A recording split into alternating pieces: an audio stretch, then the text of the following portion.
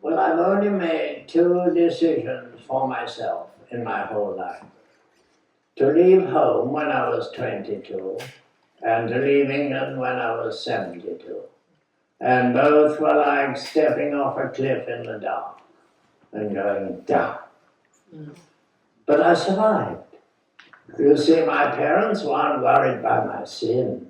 I never heard the word homosexual until I was about 19. They were worried by my unemployability. What was I to do? So when I went into the world, I wrote books, I illustrated books and did book covers. I taught tap dancing, remaining one tap ahead of the students because I was learning it while I was teaching it. And I was a model in the art schools. I had no ability for any of those things. But what else could I do? Because it may be true that artists adopt a flamboyant appearance. But it's also true that people who look funny get stuck with the arts. And that's what I'm doing.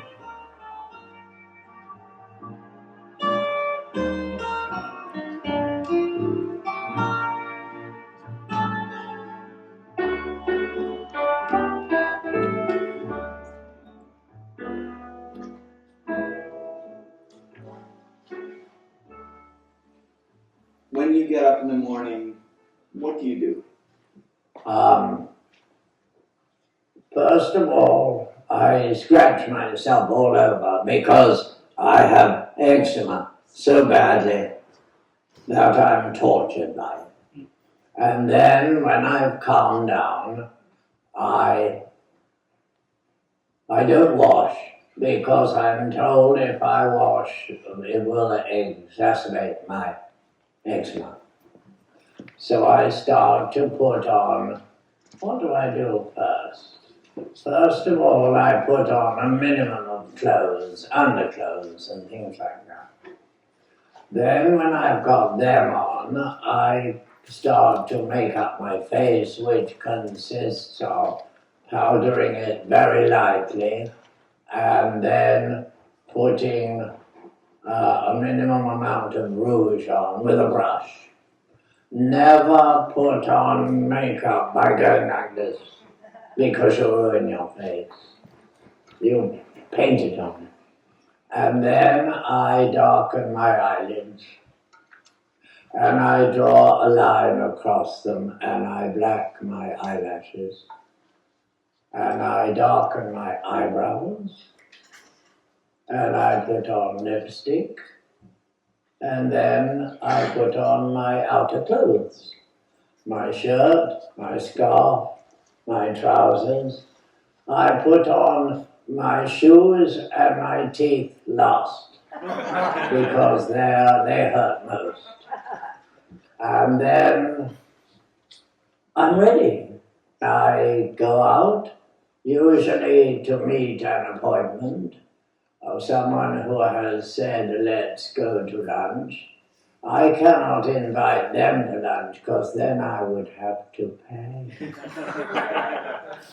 So when someone says, let's go to lunch, I say yes.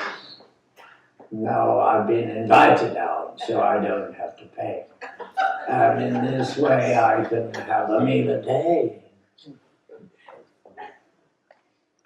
When was your first sexual experience? Oh, I should think I was about 19 or 20 when I started to walk about the West End without my parents and wearing makeup. I met various people and I should think I had very sort of snatch and grab sexual experience. In fact, I think the only words of love that I've ever heard are the words spoken by anyone who had my elbow in his grip and came to a dark doorway and said, "This will do." My life was a question of gender. I didn't want to be a man, I didn't want to compete with men, I didn't want to be involved in sport which men are interested in pathologically. Well, you see, people say to me, when did you come out? And I say, I never came out because I was never in. When I was a child, I waltzed around the house in clothes that I found in an attic belonging to my mother or my grandmother, saying, today I am a beautiful princess. What my parents thought, I can't imagine. But I never realized that I was ludicrous. Although my brothers and my sister laughed at me all day long, I thought it was just them. And I've never changed. I realize I've always lived in a dream in which I was a woman. And my appearance is not an endeavor to look unlike other people. It's an endeavor to look more like myself than nature had made me. You see, the difference between gay men and lesbians is that gay men want to be happy. Lesbians only want to be right.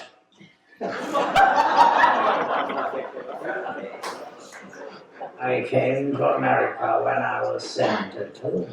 I mean, it was a terrible risk. I couldn't apply for a job at the age of 72, but I've never worked in the 18 years that I've lived in America. I've lived like Mademoiselle Dubois on the kindness of strangers.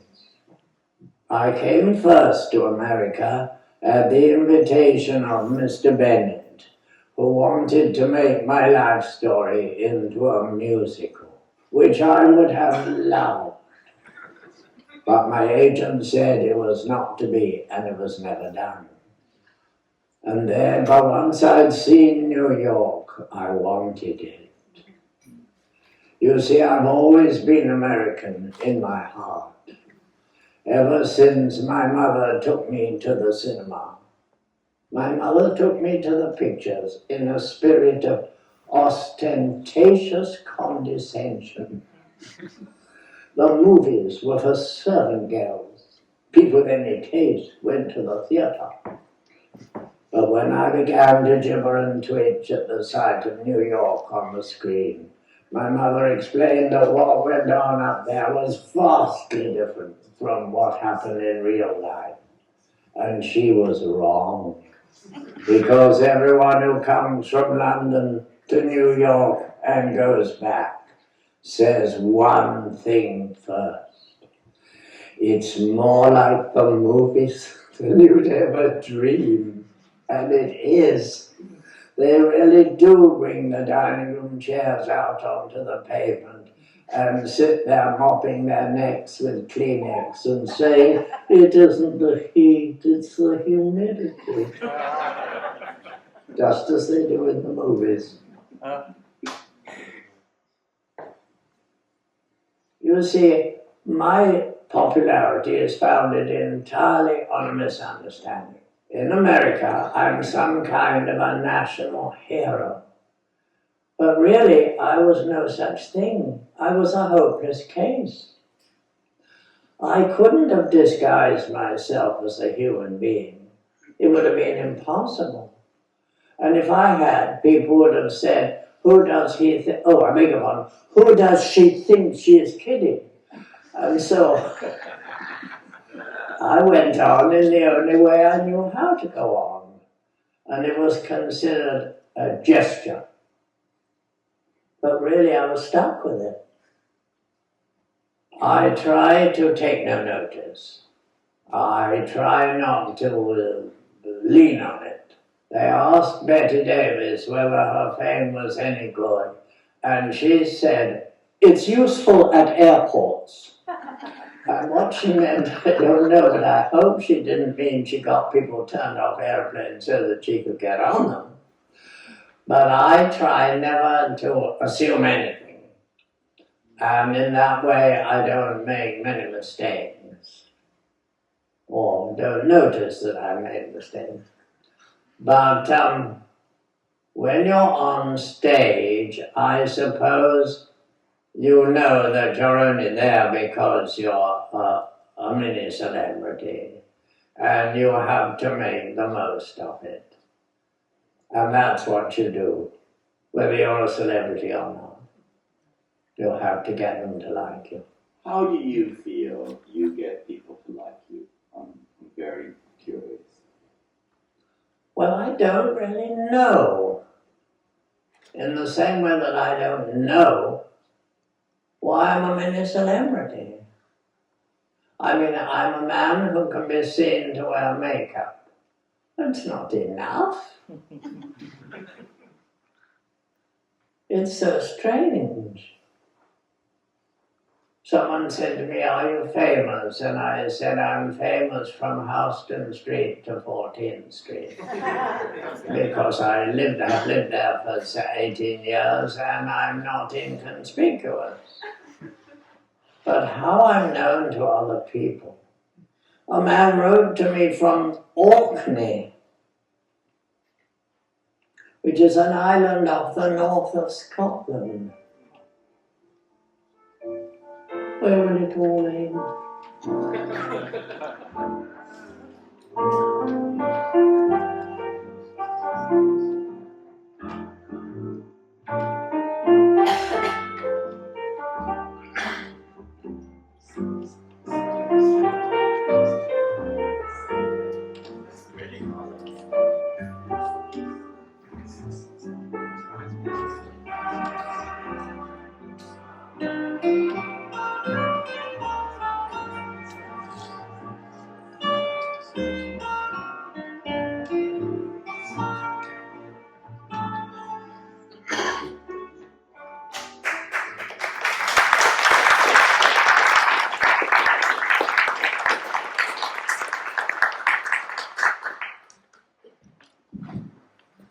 Welcome to Gene Frankel Theatre and our Evening of Quentin Crisp.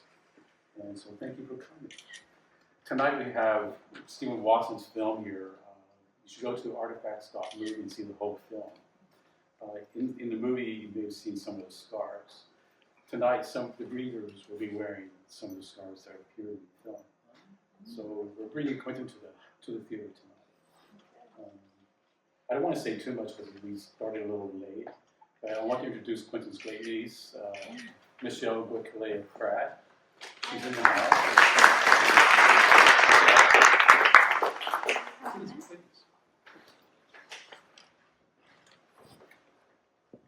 Related to the scarves, I've asked the readers to wear scarves, and the scarf that Michelle is wearing is in your program. And the photograph was taken by Michelle's mother, Adrian Goycoolea. So Quentin's in the house.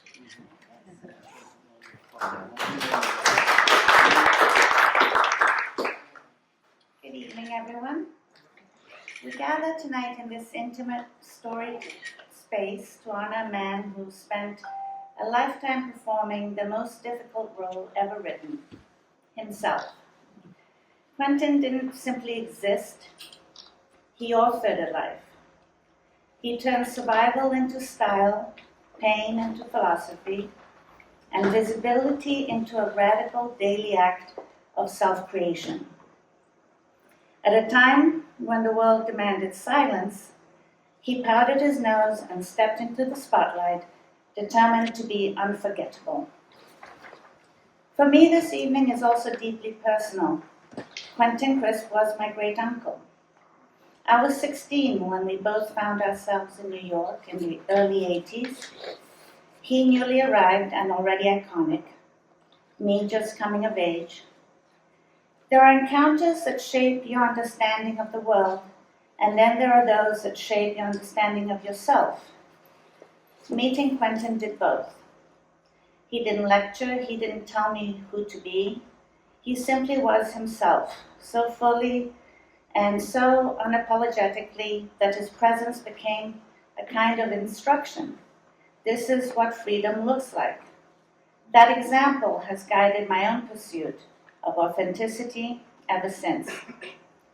Quentin lived most of his life long before we had the language that might have recognized him. Today we speak of queerness gender nonconformity, trans identity, but he lived those truths decades before the vocabulary existed, and he did so with poise, wit, defiance, and very good makeup. Late in his life, he said plainly, "I think I should have been a woman." Not as a provocation, but as a truth that had finally found its words. So we ask, what if Quentin were alive today? I think he would delight in the explosion of identity language, though he'd skewer some of it with that sharp, elegant wit of his. And then, with perfect timing, he'd look at the current political landscape, raise a penciled eyebrow, and say something like, "My dears, progress is lovely, but apparently it comes with a return policy." A reminder that the work is still ongoing, still brave, still necessary, and the guardians of normality, as he referred to the powers that be, are always just around the corner. Which brings me to one of my favorite lines from the passage that I'm about to read. He writes, "In an expanding universe, time is on the side of the outcast." In one sentence, he captures the arc of his own life, and perhaps the arc of yours, since you are here tonight. The joyful idea that those pushed to the margins do not remain there forever, that the world expands, whether the tidy-minded approve or not, that history leans towards inclusion, even when governments do not.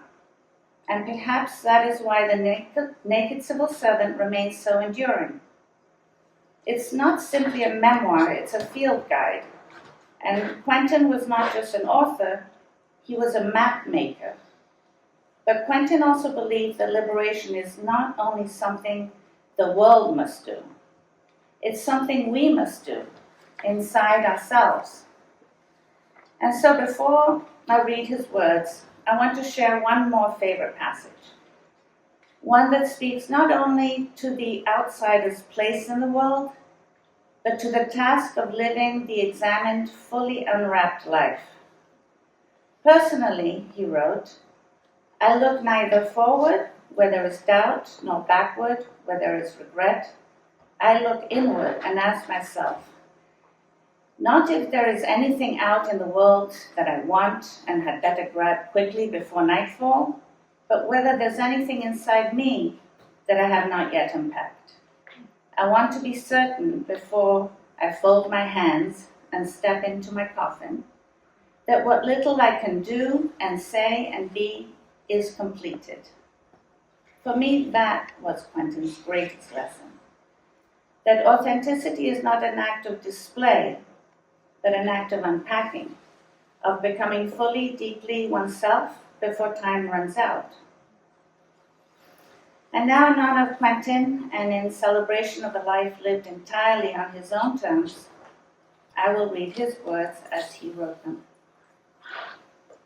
"From the dawn of my history, I was so disfigured by the characteristics of a certain kind of homosexual person that when I grew up, I realized that I could not ignore my predicament. The way in which I chose to deal with it would now be called existentialist. Perhaps Jean-Paul Sartre would be kind enough to say that I exercised the last vestiges of my free will by swimming with the tide, but faster. In the meantime of which I'm writing, I was merely thought of as brazening it out. I became not merely a self-confessed homosexual, but a self-evident one. That is to say, I put my case not only before the people who knew me, but also before strangers. This was not difficult to do. I wore makeup at a time when even on women eyeshadow was sinful. Many a young girl those days had to leave home and go to the streets simply in order to wear nail varnish. As soon as I put my uniform on, the rest of my life solidified around me like a plaster cast. From that moment on, my friends were anyone who could put up with the disgrace, my occupation, any job which I was not given the sack, my playground, any cafe or restaurant from which I was not barred, or any street corner from which the police did not move me on. An additional restricting circumstance was that the year in which I first pointed my toes toward the outer world was 1932. A tidal wave started by the fall of Wall Street had by this time reached London. The sky was dark with millionaires throwing themselves out of windows. So black was the way ahead that my progress consisted of long periods of inert despondency, punctuated by spasmodic lurches towards any small chink of light that I thought I saw. In major issues, I never had any choice, and therefore the word regret had in my life no application. As the years went by, it did not get lighter, but I became accustomed to the dark. Consequently, I was able to move with a little more of that freedom which T.S. Eliot says is a different kind of pain from prison. These crippling disadvantages gave my life an interest that it would otherwise never have had. To survive at all was an adventure. To reach old age was a miracle. In one respect, it was a blessing. In an expanding universe, time is on the side of the outcast.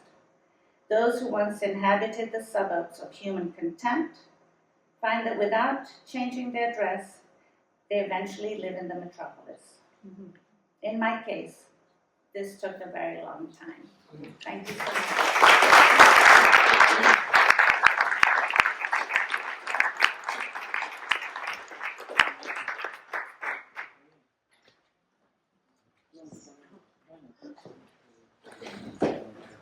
My name is Cynthia Carr, and this is the transcript of an interview with Quentin Crisp that was broadcast on BBC's third program on February 28, 1964. The broadcast led to the writing of his autobiography, The Naked Civil Servant, first published in London in 1968. This is called Exhibitionist. For the first 14 years of my life, I cried and was sick, and after that I had to think of some other way of drawing attention to myself. The real trouble was that as soon as I realized that my mother's love was to be divided fairly between the four of us, I flew into an ungovernable rage from which I have never fully recovered. But I did decide that the way to draw attention to myself is to live the life of a self-made beauty. Of course, this was very annoying to everyone. Even when you do it and are a woman, it's annoying enough. But when you're a man and you decide to exploit your looks, it's of course even more annoying. I knew I would have to pay a terrible price for this, but I didn't know exactly what price it would be. However, as the years have gone by, I've now been able to take an overdose of exhibitionism that would absolutely kill anyone who is starting out on their career. So that I can now say I've been baptized by the fire. I've come out on the other side. The only trouble is that if you practice carefully almost every day of your life how to conceal your feelings about your public reception, you in the end become indifferent to what goes on. And this means that your life becomes boring. This is, to my mind, absolutely unavoidable. If you fortify yourself against what might happen to you through any one course of action, you in the end become so fully fortified that you are incapable of receiving any impression from outside whatsoever. And now people say to me, what do you think of the dress I'm wearing? What do you think of the book I've written? I don't know. And this makes them cross, because they think this is another of my affectations. Once you're known to be affected, anything can be ascribed to your affectations. Having once adopted a flippant attitude towards almost everything, you find yourself then protesting your sincerity on occasion. And of course, it no longer works. Everything you do and say can be laughed off, and you find that your own connection with the outer world altogether, you've lost your connection with the outer world altogether. You can only be turned on and off like a form of entertainment. It pays off in the sense that you then become valuable as entertainment. If you find that you can best exploit this by living the cafe life, so that though I've done various jobs, I didn't really come into my own and find the job, as Gibbon would say, that I was born to do, until I became a model. This combined the two things I would most have liked to be, a martyr and an actor. It's not that I'm actually masochistic, it's only that I find that it's very difficult to value anything that hasn't come to you through a certain amount of suffering. People are always saying to me, even in the art schools, when putting me in a terrible, difficult position for 8 hours. But then you love to suffer, don't you? My reply is not that I love to suffer, but that if we don't suffer, how shall we even know that we live? This seems to me not to be masochism, but something which exists in almost all Puritan temperaments. That if a thing causes you some effort, then it becomes more worthwhile. Together with every pleasure, there is the desire to do without it. In order to be an artist's model, you don't really require the things that the public imagines you must have. You don't require to be a great beauty. What you do require is, first of all, the same things that you would need in order to do any job on earth, such as to scrub the doorstep. You have to be punctual, you have to do it with a will, and you haven't to complain. In the school, which is where all modeling is done now, because private artists are really all abstract artists and don't require models, in fact, we regard the model as a distraction. What you're required to do is to turn up, be on time, not complain, and not talk to the students. This isn't easy because the job, as the years go by, becomes boring. I can say of modeling that it's the only job I've ever had where I understood what I was doing, but after a bit it becomes less interesting, and then you have only your aches and pains to think about, your falling arches, your varicose veins. Other models have asked me what I think about when I'm posing. Evidently that means that they think about something else. I can only think about what I'm doing. If I think about anything else, then the pose crumbles, falls apart, relaxes. You've always got to pose much more than you imagine because students draw less than they see. Therefore, you're never merely standing, sitting, or lying. You are standing, sitting, or lying. You are standing, sitting, or lying like mad. You have to deserve attention all over your body. And even then, you can't keep the attention of the students. They not only talk, sing, play their guitars, make love, they even fight and roll about on the floor at your feet. So that finally you have to say, shall I get down? Have you finished now? This is due partly to the fact that they are students, that they're young, that they have their own life to live, and partly to the fact that all art is now more abstract. And this means that the keenness to learn to draw some complicated machine the way it is has passed forever. They are brought into the life room and kept there by the domination of the art master, not by the eagerness on their part. All I know of London is what I can now call the reservation, that is to say, Soho. It's called the reservation in the sense that we are now able to live there protected, no longer shot at as though we were big game. We can do as we please. Most of Soho life that I know is spent living in small cafes, which still exist in Soho. They used to exist in Chelsea, but Chelsea is now smart, or pseudo-smart. King's Road, which was once full of small shops full of aniseed bulbs and dead wasps, is now full of clothes for women and clothes for men. And up and down the street walk debutantes, hoping to be mistaken for art students. In Soho, the people are still what you would call real. Their attitudes are not derived, or not derived to the same extent, and these people can be met in cafes, perfectly ordinary cafes open to the street, cafes where the old layabouts from the happy times still go, the people who are left over cold from the Café Royal. One of the interests of being an eccentric is that you can see borne out everywhere around you what you actually live for. You can see freedom in clothes come in the whole of London. I come from a time when people who wore suede shoes or green shirts were under suspicion. Now that time is gone forever, and this puts me in the mainstream when I started on the very edge. I would say that this freedom of dress is part of a bigger freedom, a freedom to do as you please, as long as it doesn't really make any difference to other people. I would say that the purpose of life now for me is to get into my grave without getting into debt. As far as I'm concerned, the purpose of life is to make a mad dash across open country and under fire between the cradle and the grave.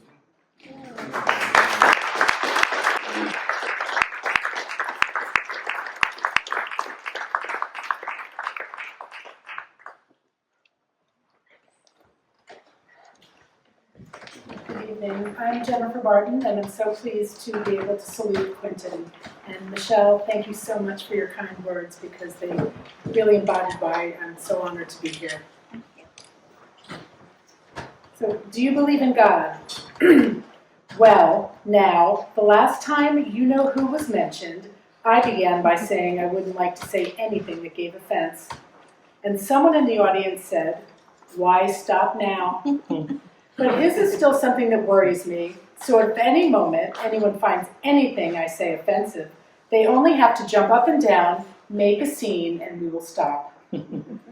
I believe, like most people, not that of which logic can convince me, but what my nature inclines me to believe. This is so of nearly everybody. I am unable to believe in a God susceptible to prayer as petition. It does not seem to me to be sufficiently humble to imagine that whatever force keeps the planets turning in the heavens is going to stop what it's doing to give me a bicycle with 3 speeds. But if God is the universe that encloses the universe, or if God is the cell within the cell, or if God is the cause behind the cause, then this I accept absolutely. And if prayer is a way of aligning your body with the forces that flow through the universe, then prayer I accept. But there is a worrying aspect about the idea of God. Like witchcraft or the science of the zodiac or any of these other things, the burden is placed elsewhere. This is what I don't like. You see, to me, you are the heroes of this hour. I do not think the earth was ever meant to be your home. I do not see the sky as a canopy held over your head by cherubs, or see the earth as a carpet laid at your feet. You used to live an easy, lying down life in the sea, but your curiosity and your courage prompted you to lift your head out of the sea and grasp this fierce element in which we live. They are seated on Mars, with their little green arms folded, saying, "We can be reasonably certain there is no life on Earth because there the atmosphere is oxygen, which is so harsh that it corrupts metal. But you learned to breathe it. Furthermore, you crawled out of the sea and you walked up and down the beach for centuries until your thigh bones were thick enough to walk on land. It was a mistake, but you did it. Once you have this view of your past, not that it was handed to you, but that you did it, then your view of the future will change. This terror you have of the atom bomb will pass. Something will arise which will breathe radiation if you learn to breathe oxygen. So you don't have to worry. Don't keep looking into the sky to see what is happening. Embrace the future. All you have to do about the future is what you did about the past. Rely on your curiosity and your courage and ride through the night."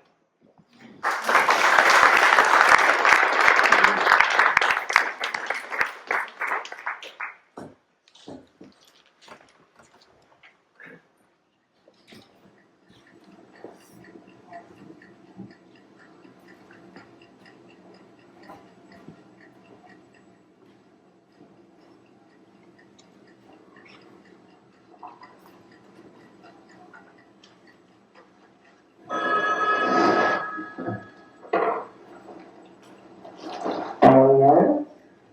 Yes. I'm all right, thank you. Oh, good heavens. Oh, that's wonderful. Oh, no, I think I was here, but I probably was having lunch with somebody.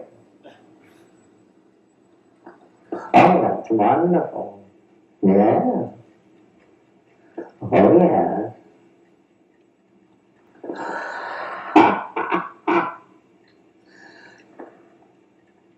That's marvelous.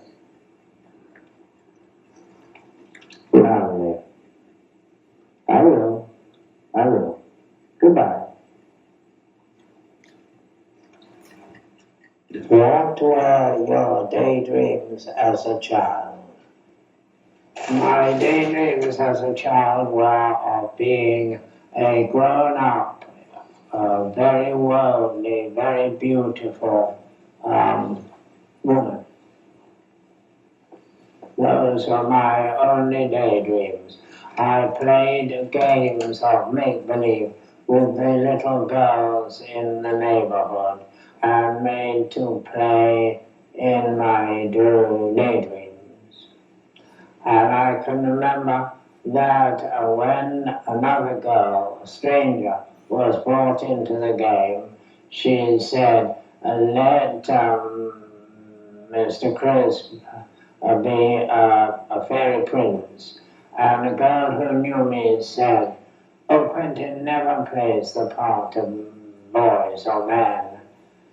And it crossed my mind that I didn't ever play the part of men. And the girl said, oh, well, I'll be a fairy prince then, because it didn't matter to her whether she played a male or female part. She didn't care because it was only a game. But to me it was more serious than a game, though I didn't know it. It was a justification of my view of myself. That was really the only surprising thing that I can remember that happened when I was young and living my perpetual daydream. I was always this beautiful creature, and I don't remember ever meeting men or them falling in love with me or kissing my hand or anything like that. So it wasn't as Mr. That strange journalist who had the operation. Generals said it was not a question of sex, it was a question of gender. I think it was one long daydream that I lived in up till at least the age of 11 or 12. I can remember my mother alternately tried to joke me out of my dream and pandered to my being in it, because she bought me ballet shoes. And now I think this is remarkable, because I've never heard of a man wearing blocked toe shoes. But I remember I went to a dancing class, and I was the only person who had ballet shoes, and I walked up and down the room on my points. And I don't remember the mistresses stopping me or laughing or anything like that. So it's quite extraordinary that I did fulfill my dreams by sheer willpower, in spite of the world, in spite of everything. Because that was at a school when I was young enough to go to a school where there were boys and girls.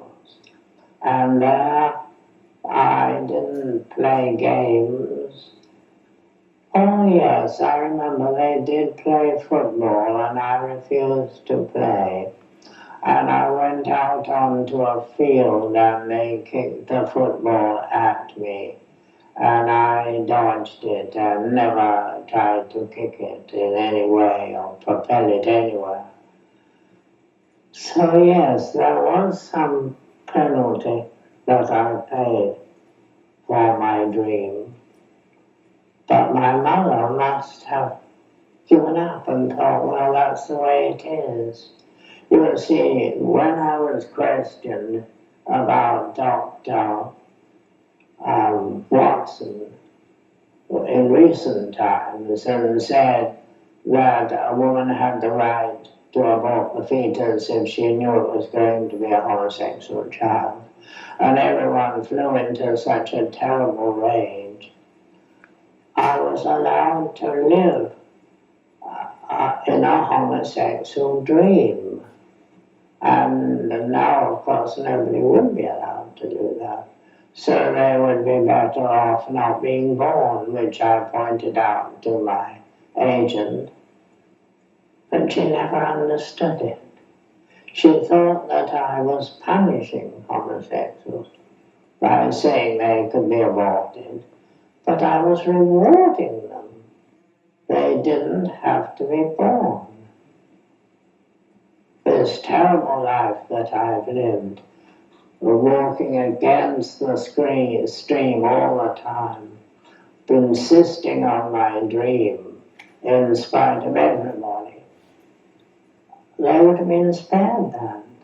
So if I'd been born a woman, of course none of this would have happened, and I would have been happy. Well, I would have been so unhappy. Of course, when you're on the outside looking in, it always seems that on the inside people are happy and you're on the outside.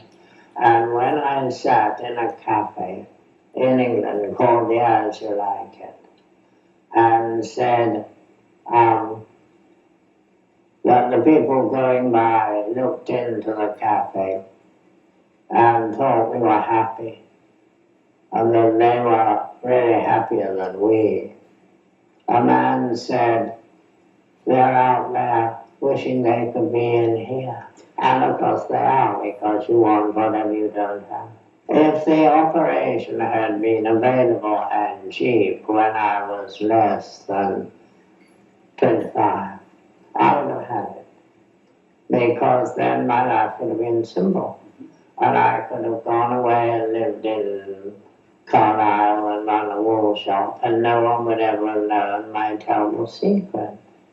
I never understand why people who have the operation make themselves so conspicuous, so that they're as badly off as if it had never been. Because people don't look at them and say, they're homosexual, but they look at them and say, who's really wants a man? And then, of course, everything is different. You're peculiar.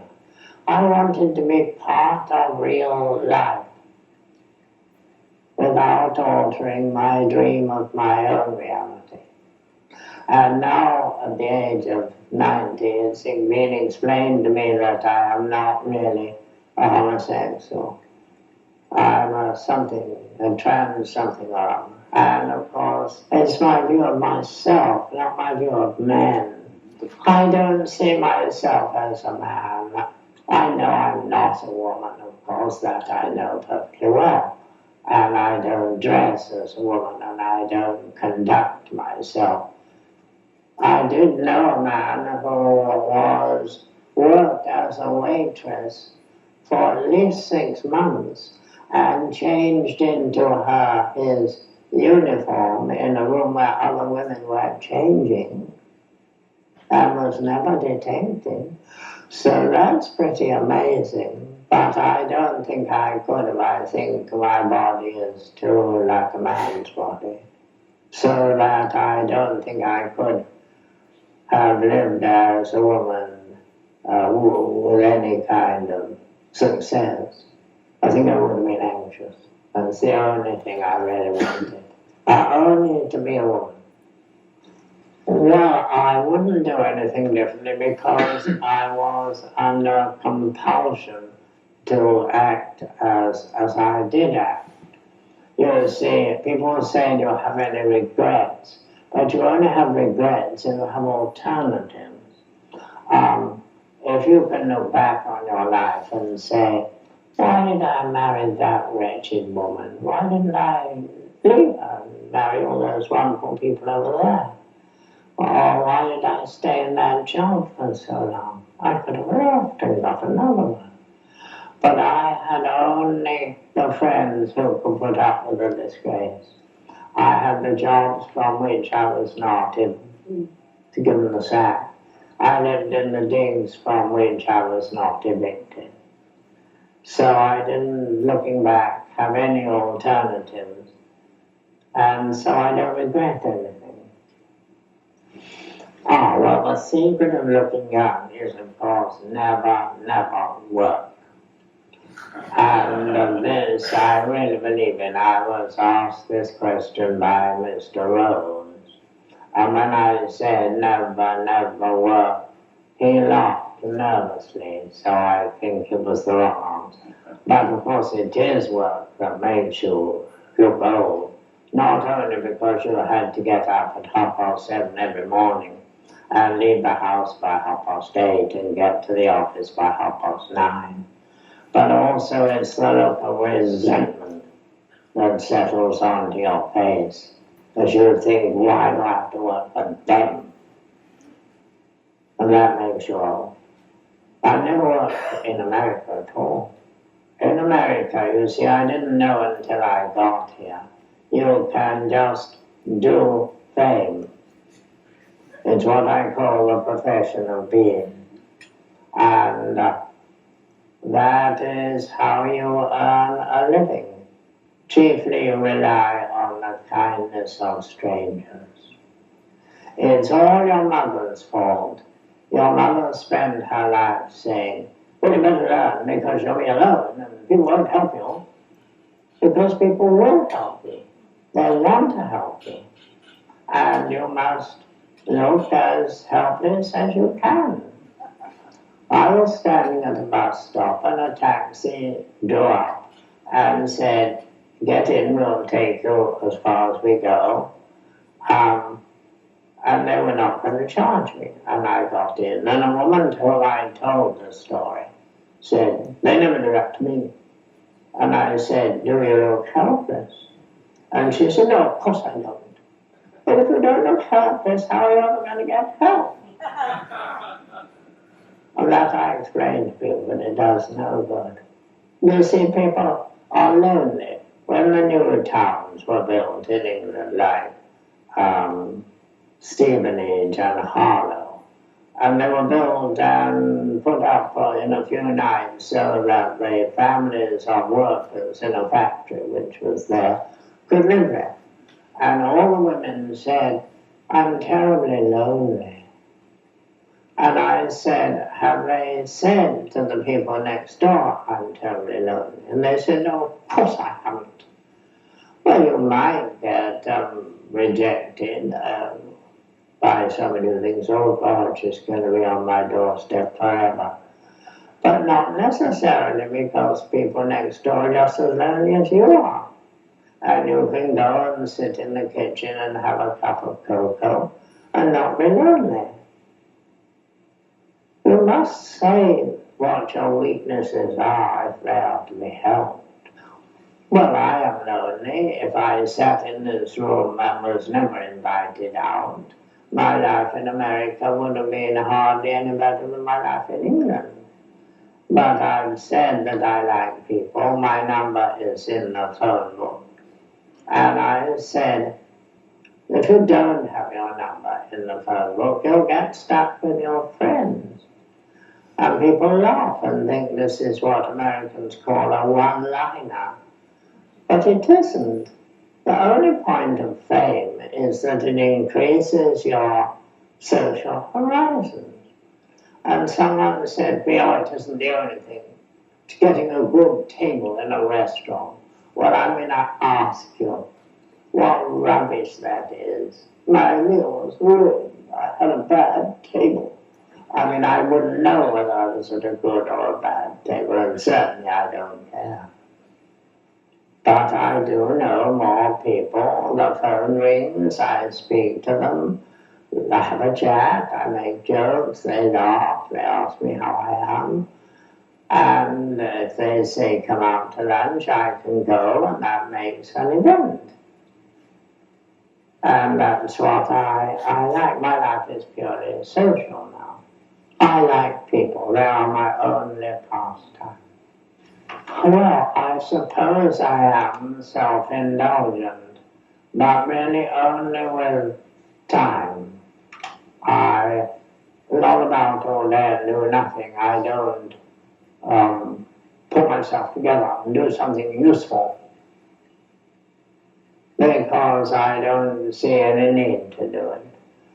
But that is something which I experience all day of every day. There's nothing that I can say, "Oh, I wish I learned hand gliding," or something weird like that, because I don't really want it. And I don't want to travel to places that, well, as I say, I can't speak the language or enjoy myself. I'm content with the life I have. Well, I live in one room, I live by myself, as I say, I never work, I never plunge out. I live the life I know, which I feel will not land me in danger or embarrassment or disgrace. That's really my only standard. The way I live my life is probably very sinful to other people, since I'm not doing any good in the world. But I think my sin would be a sin of neglect. I don't do harm to other people, but I don't do any good. And I received a letter the other day saying, I understand you now. You're a lonely, embittered old queen, and you are interested in nothing that means anything to other people. Well, I didn't understand the word embittered, because I would have said I was less embittered than most people.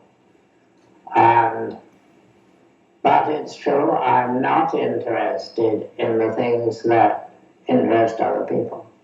I'm not interested in sport. I'm not interested in politics. I'm not interested in scandal. And I would say those were the three things that absorb other people. I like any food that is no trouble, that is more or less tasteless. And I could get in a cafe which Mr. Patrick called the Greek place. I think what you would call typical American food, a turkey sandwich, eggs and bacon, corned beef hash, which is a typical American meal. When I was young, someone always said in the middle of a film, I don't know if you think I'm always going to be a hash slinger. Well, I'd never seen anyone slinging hash, but apparently they didn't. And the other thing was, people said, you're nothing but a soda jerk. How do you jerk soda?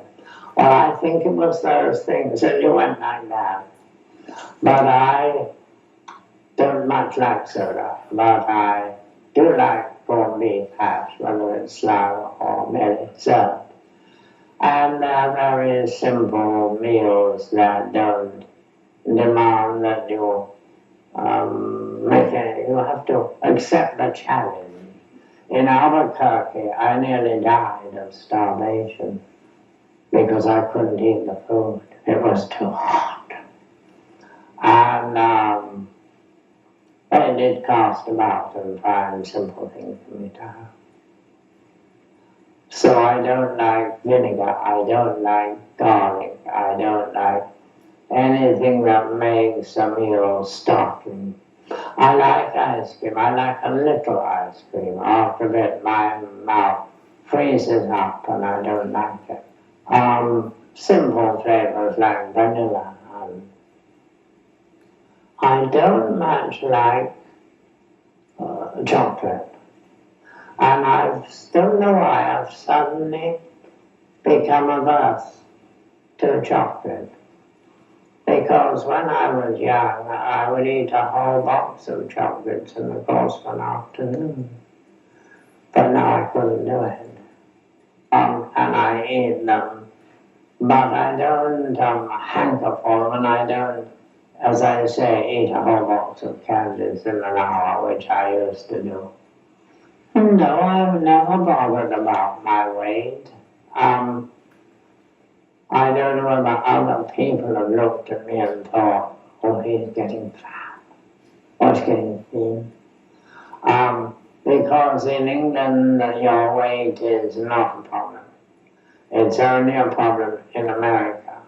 Someone said to Mastroianni when he arrived here from Italy, you've lost weight. And he said, you Americans are obsessed with the loss of weight. And the greatest compliment you can pay an American is to say, you look marvelous, surely you've lost weight. And a woman I know who was quite definitely fat said that people walked past her and said, lose weight. Stranger. I mean, what's it got to do with anybody else?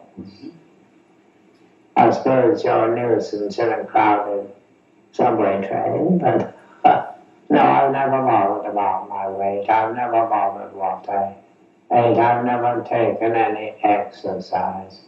I've never tried to improve my appearance from within.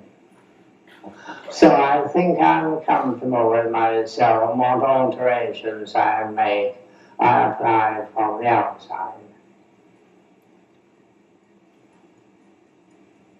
I used to dye my hair, I wear makeup, I used to wear nail varnish and so on.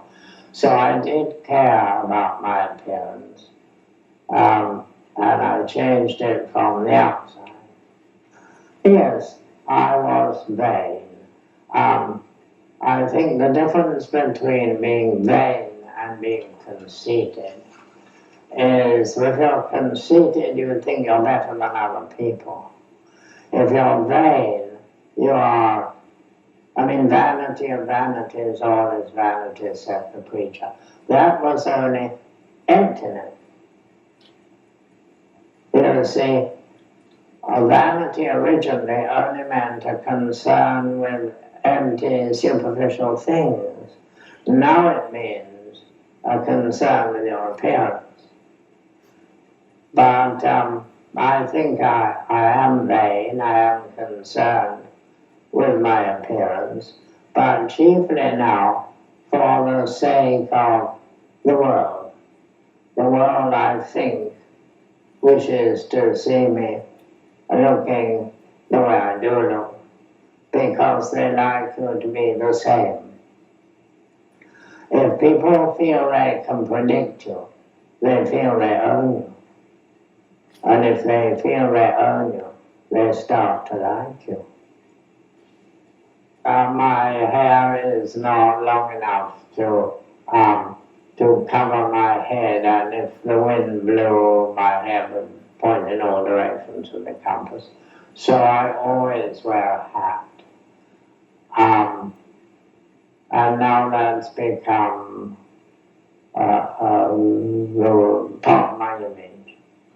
Marlene Dietrich was the first person I heard use image in the American sense. She said, I dress for the image. And she did. She dressed to please people. She was exotic. My appearance is very much a part of the way I am. What is the most important thing in my life? Myself.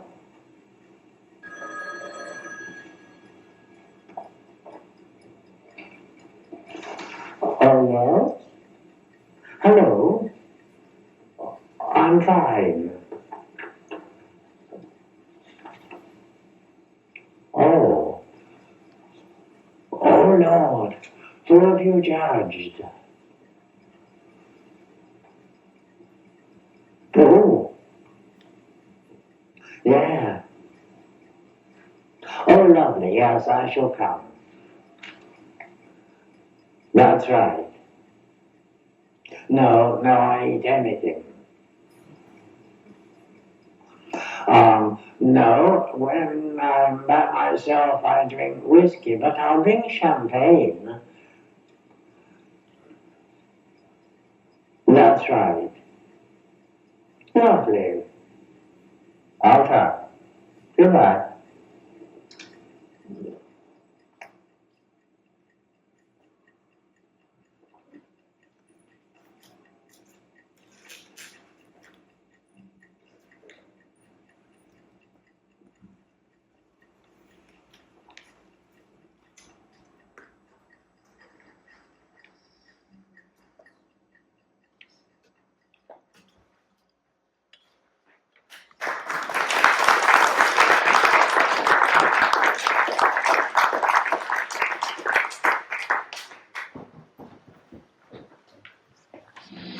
This is the language I was born to speak, the words that I am doomed to say. I am defenseless, I am weak, and I am gay. I am the harm for which you're not insured, whatever premium you pay. I am the ill of which you can't be cured, and I am gay. I am the flaw within the stone, I am the fissure through the bone. I am the tiny cloud across the sky of evolution's perfect day. I am the great mistake, but I am here to stay.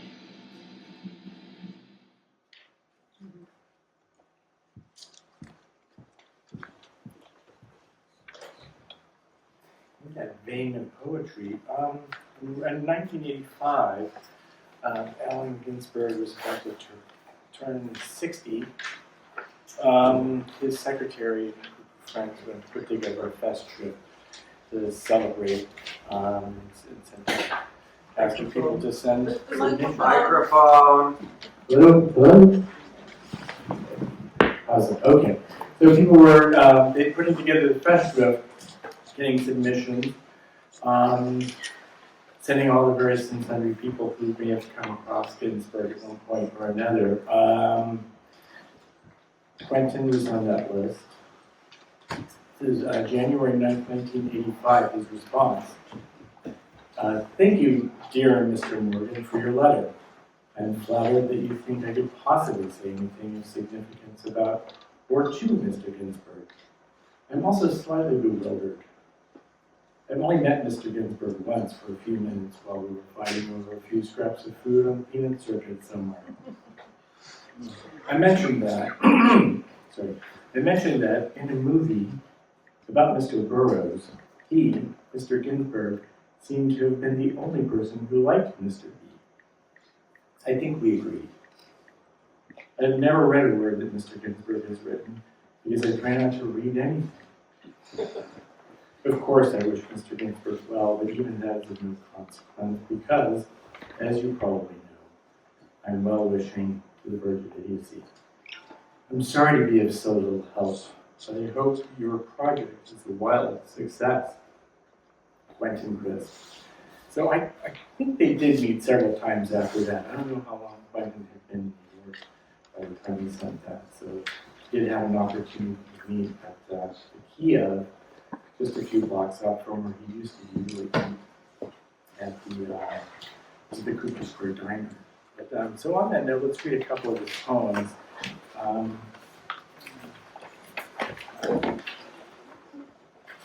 Phillip Ward has put together a collection. It's the introduction to his poetry here. I'll read posthumously published book, and One More Thing, and it's a companion book to his final work, The Last Word, an autobiography edited by Phillip Ward in 2017. Quentin's introduction. I don't remember my poems very well, but lately I've been trying to remember them.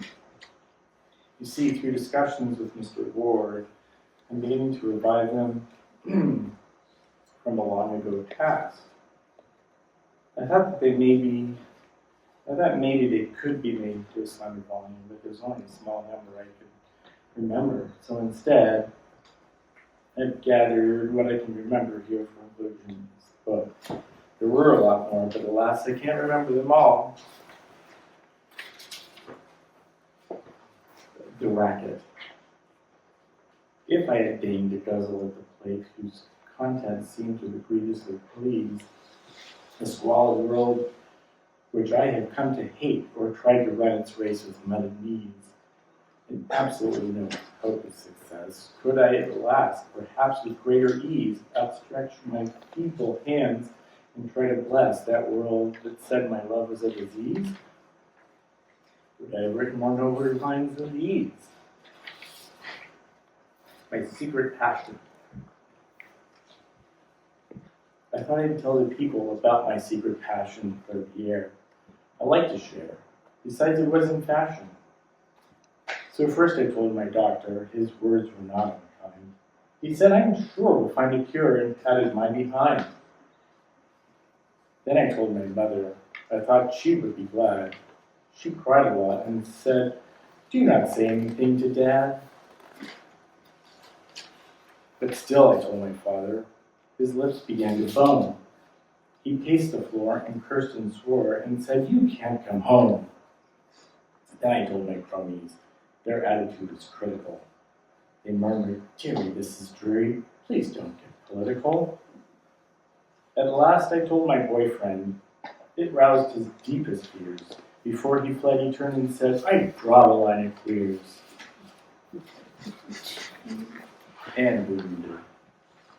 So what shall we say who cringed and lived to those who fought and died?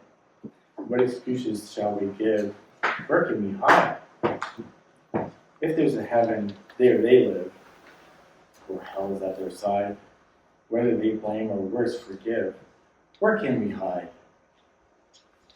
What shall we do that will assuage for those who did not die, their pain, their blindness, lameness, and their rage, that it was in vain?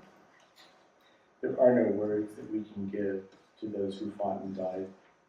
To beg for pardon that we live, where can we hide? Thank you.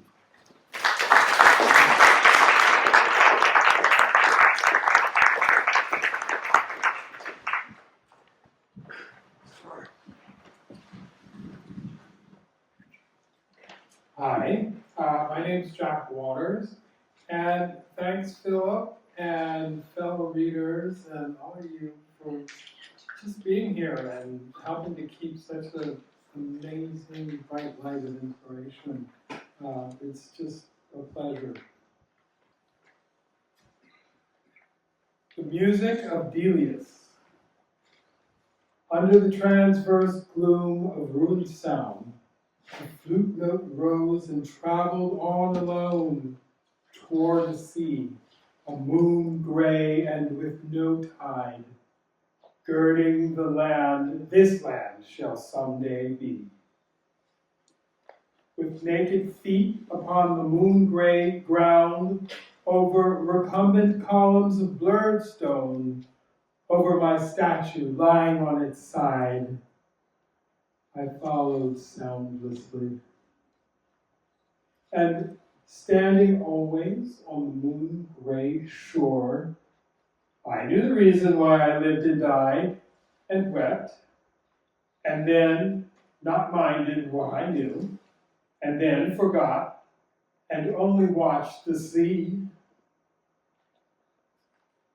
And no sail chipped its rim forevermore, and no wind ever blew.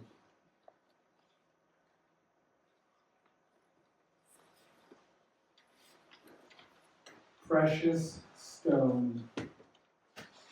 Spring comes when spring comes, never anymore.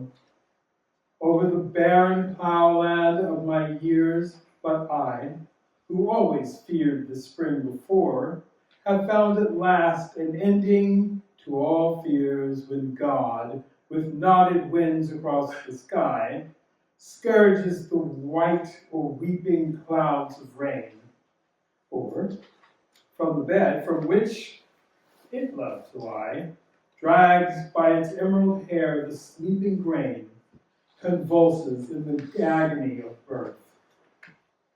Trees that were old and only longed to die, or with a rash of flowers infects the earth. These things are like a rainbow in the sky.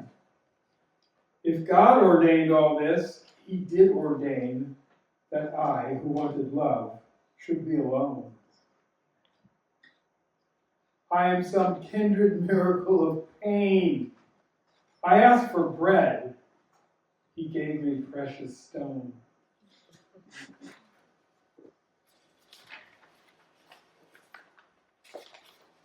I will make music.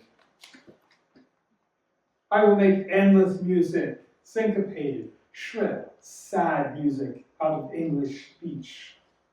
Your ears, to calumny habituated, more euphonic phrasing might not reach. I will make endless music, till the lonely limits of our torment have been told, that all may hear and some not only hearken, but be heartened and consolidated. I will make endless music.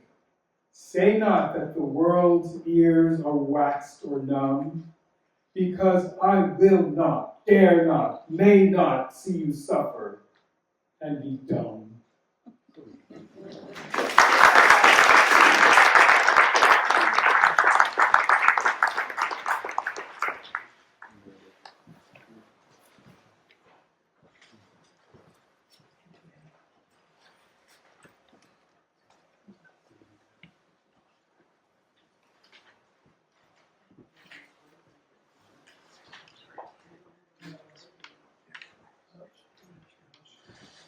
Who's Emmanuel?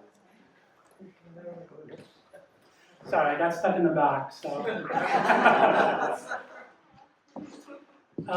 Good evening. I first met Quentin Crisp at a different bookstore back when bookstores were more like temples for misfits and retail spaces. He was already a legend, that mix of elegance and exhaustion that only comes from surviving the world exactly as yourself. Quentin once said, if one is to be called a queen, one should behave like a queen. And he did, even when the world refused to grant him a throne. Tonight, I'll be reading 3 of his poems. They move from defiance to acceptance to the mischievous spark that was there when he was just 12. The first one is called Never and Never. Never imagine that happiness is out there. It is always in here. Never try to be unlike other people. Only strive to be more and more like yourself. Never tell your mother anything. Whatever you say will one day be used against you. Never work. In fact, before you do anything, always ask yourself one question. What can I possibly get out of this? You can applaud.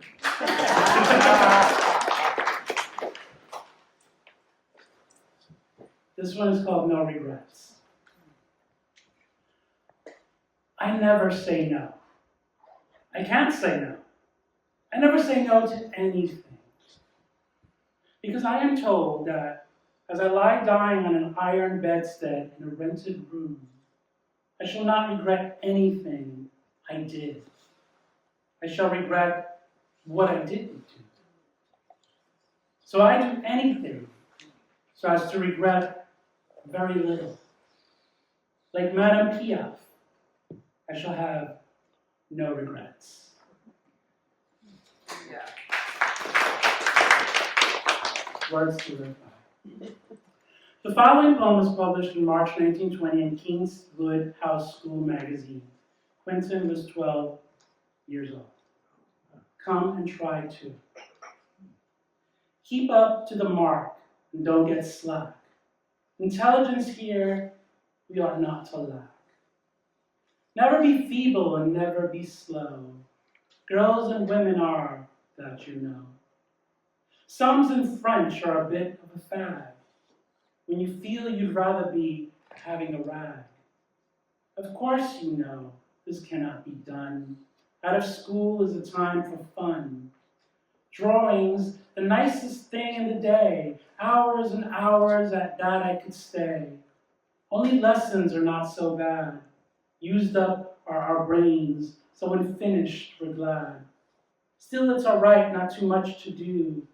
Everyone else ought to come and try too.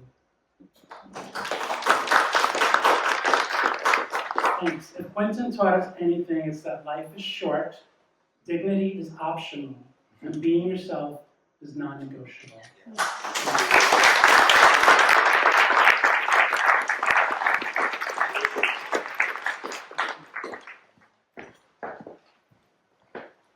And here's one for Mahler. And tell those boys in the back room I'll have what they're having.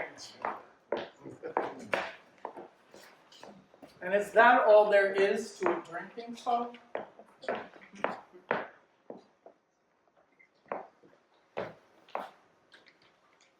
Imagine Quentin would have been 52 when he saw Mama. Let everyone lift his glass above and give it a friendly clink. We'll say we're drinking to life and love, but really we drink to drink. We'll say we're toasting Our Ladies fair, their eyes of blue and their golden hair, but when really we know their skin. We'll drink to whiskey and drink to gin that rots your guts and impairs your skin and colors your eyeballs pink. We'll say we're drinking to life and love, but really we drink to drink. And finally, as the night wears on, who cares what the neighbors think? When shame and sherry and cheese are gone, we'll say that we stink We'll say that we drink. We'll say that we drink to drink. Let everyone lift his glass above and give it a friendly clink. We'll say we're drinking to life and love, but really we drink to drink. We'll say we're drinking to absent friends, to comrades meeting at journey's ends.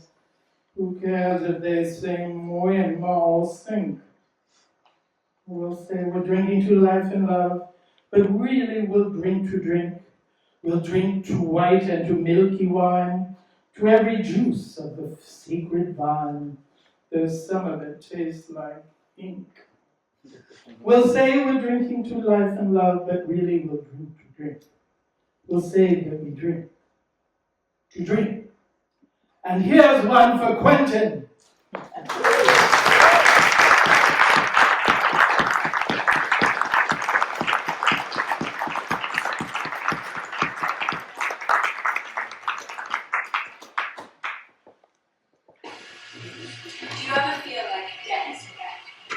Never. No, I never do. I'm quite startled when I'm called by my real name. But that's because, you see, I've had my artificial name for nearly 60 years. Did you feel differently when you were Quentin Crisp than before when you were Dennis Pratt? And, I mean, did Possibly a little. Possibly I'm feeling that this is exciting. This is my new self. New style? And it's freedom of It sorts. does. Everybody should at least consider changing his name, so as not to get stuck with a name which perhaps he doesn't like, or represents something terrible like his parents, or something like that. And he should have the opportunity to start all over again.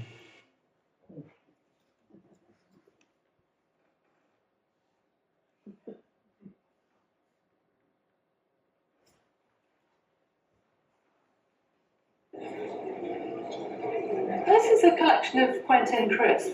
Tell me, what do you think of when you think of Quentin Crisp? Well, he was my uncle, so I have family recollections of him, but he was an amazing person because he always stood up for his own principles in spite of everything, and he was a very talented, clever man. He was an artist, he was a writer and a raconteur. To me, I associate him with a period in the 70s when a film was made of this book, The Naked Civil Servant, for which he's very well known. Yes. And inside he's inscribed it to you. Yeah. And up here we've got this lovely etching of him in a characteristic pose, I think. Something of a dandy, wasn't he? Absolutely, yes. And very precise about the way he wanted to present himself Oh, to the yes, world. yes. Lovely, lovely detail on this. That was in Mum's house, yeah? Yeah, In Ridgewood. that's it. Oh, that I took, when we Up on the height. up on the height. I remember that. I was very proud of that picture, actually. This was the wedding. The wedding francis. Quentin Crisp was my great-uncle. He was my grandfather's brother, my mother's uncle. Junior usher, Adrian Goycoolea.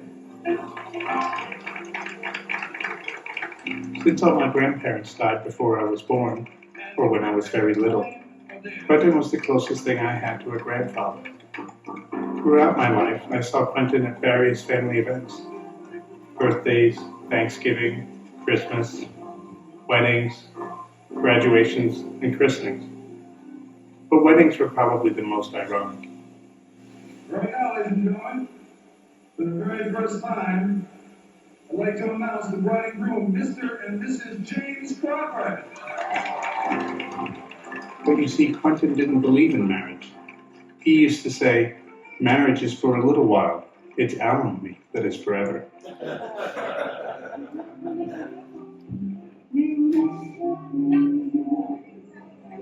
What you want us to know? What you want us to know? Oh, that's what you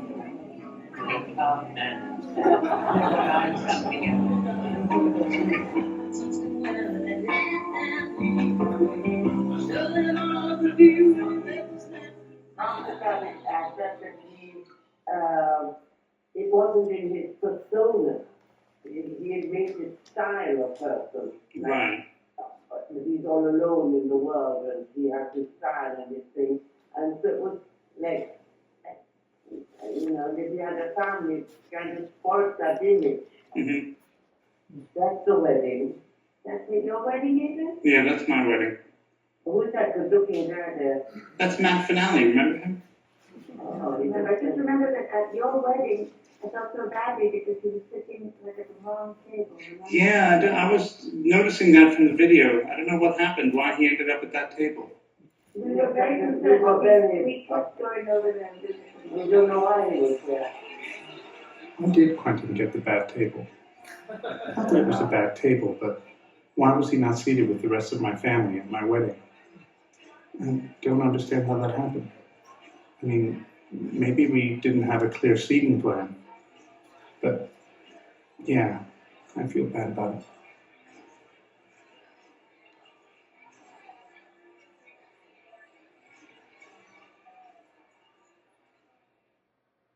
I suppose it compounds with the fact that after he died, when I went to clear out his flat with Phillip Ward, Phillip told me that Quentin had mentioned to him that he was disappointed not to have received a thank you card for his gift.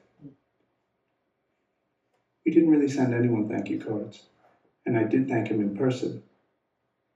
I suppose I thought that someone as unconventional as Quentin wouldn't really need a thank you card.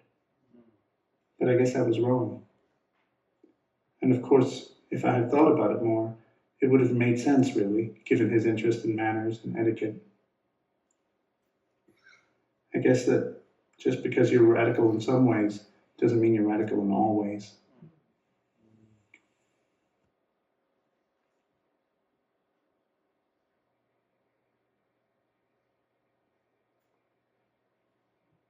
Quentin had 3 brothers and sisters, Gerald, Louis, and Phyllis.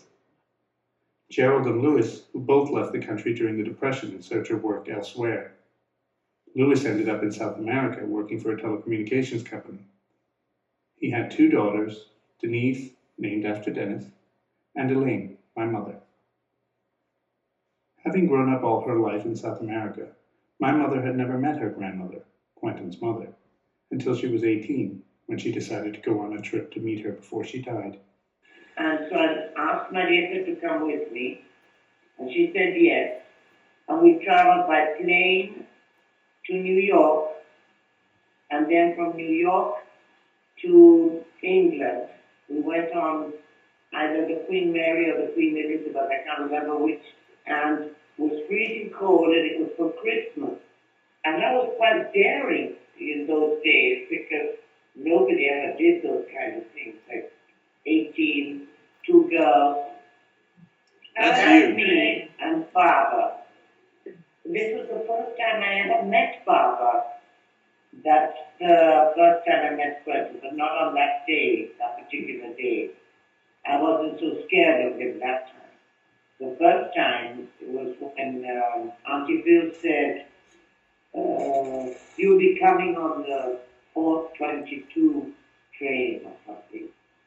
And you'll probably be coming with Quentin on the same one. And I said, well, how would I know him? How would I didn't know what he happened. And it was true. And when we saw him, Marietta and I were terrified, and we hid. Because he was so flamboyant. Right. And we were so South American, so conservative, and we'd never seen anybody like that in our lives.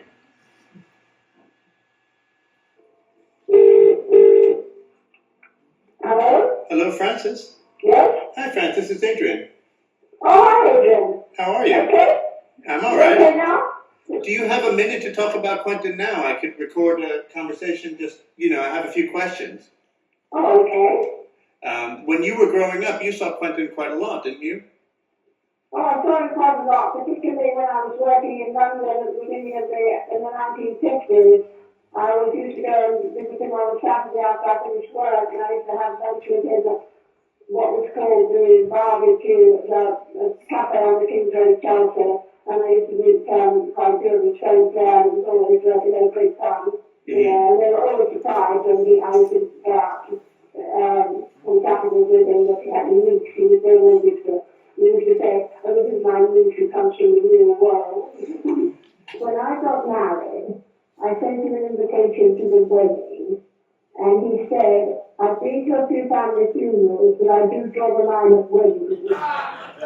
What about his name change? He changed his name when he was quite young, well, didn't he? I mean, he started going by Quentin when he was in his 20s or something. He changed it to Quentin, I think, when he was in his 20s, but we never called him Quentin, ever. Only I started calling Quentin when we went to New York, and everybody else called him Quentin, so I had to. But at home, he was always called Dennis, Uncle Dennis, and, you know, only once I remember sending him a letter, a Christmas card or something, and sending it to Dennis back, and giving it back saying, not known here, so I thought, oh, I was probably sending it back to Quentin Crisp.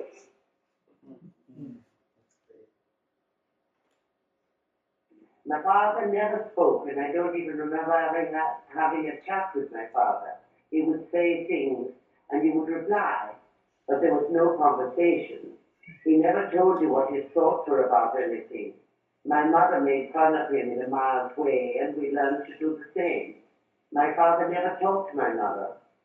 I never remember a chat, a conversation, an exchange of jokes, anything that is human. He would address or remark to her, and she would reply, and that was all. It was all surface, there was no content. I suppose when I was young, my mother mattered most in my life, and she was always there. She tried to understand me. She alternately defended me from the world and tried to adapt me to it. And this was a difficulty, and she couldn't manage it. When I grew up, she regretted having done this and tried to make me tough enough to live in the world. The wrath of my father, the hatred of my brother and my sister for me, the weeping and wailing and the carrying on that went on simply because I was gay. When I was walking up the street like this, my brother and a girlfriend of his passed me in the street, about that far away, and she said, look at that! And he said, I've seen it before. Well, but that was not in a detrimental way. My father spoke like that. He was exactly like Quentin. That was his humor. Right. He was very deadpan, very funny, but he would never laugh. My father never laughed. He just said the funniest things, outrageous things. Everybody else fell down on the floor laughing. Right. And he just kept stiff up on the British lip. It's hard for me to know, really, what their relationship was like. Lewis used to write letters to Quentin and address them. Dear Sir or Madam, cross out that which does not apply. I know he meant that as a joke. I'm just not sure both sides of the correspondence were laughing. What about when The Naked Civil Servant came out? What was your mother's reaction to that? I mean, Well, my father both died before then, and my mother was horrified when we saw it with her, and she had no idea that he thought that he was a male prostitute. Really upset her, I think. She really had no idea of what his life was like. So it was a shame, really, I think, that she had to see it, because I think, it spoiled her image of him, which is always someone who's put down and been scrapping, and that sort of thing. But that's what it is. It wasn't the book that upset my mother. Maybe she didn't take it all in the book. It was the film, the television film. And of course, she was portrayed in it. Their whole life is portrayed, and she kept saying, it wasn't like that at all, I think it was that she found it a bit upsetting. Right. And of course, that's also more public because it was on television. That's right. Yes, after he became famous, so to speak, he became more remote. I felt that he spoke in cliches. I remember, but he used to be always very cozy, and once he was in one man's show in Bristol, and Peter and I went to the show, and we went out to the real room afterwards, and he couldn't talk in normal conversation. He was only sort of talking in, I think he couldn't have his head, in the show, and things he said, and I thought, oh dear, we've sort of lost him he's gone off into the theatrical world.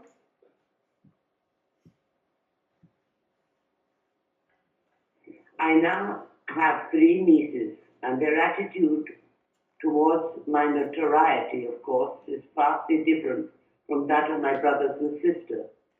My brothers and sister were acutely embarrassed, but my nieces and my great-nephews and niece regard the whole thing as a joke. Now that I have great-nephews, they of course regard me more or less as part of New York life. They like the notoriety, I think. They can just nip and nimble a bit and go away. They aren't involved in it, and I think they regard it as funny. And it is. My niece and nephew and one of my great-great-nephews recently lunched, and I ate very well. The conversation was nice, and we talked about this and that, and of nothing important. My great-nephew didn't bring his wife, who is very nice, and so is he. He and his sister get on fine, which is a great relief. So I'm lucky in that I've been in a family where there are no terrible feuds. I told them we were doing the book. They thought it was very funny. I don't think they took it very seriously, but then they don't take me very seriously. They don't find me to be a real person. You said that.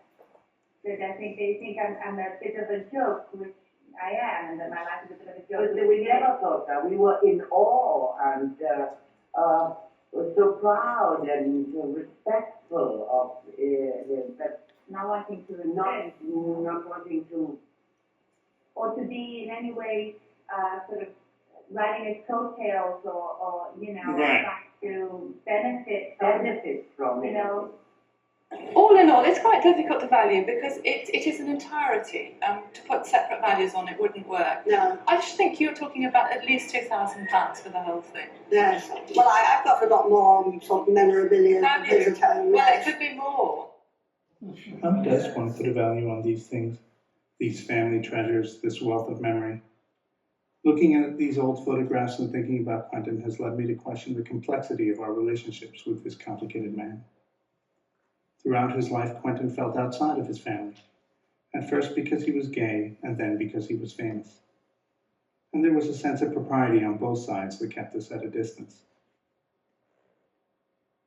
In an article about his relationship to his family in the London Times, Quentin once wrote, "I try not to be a burden.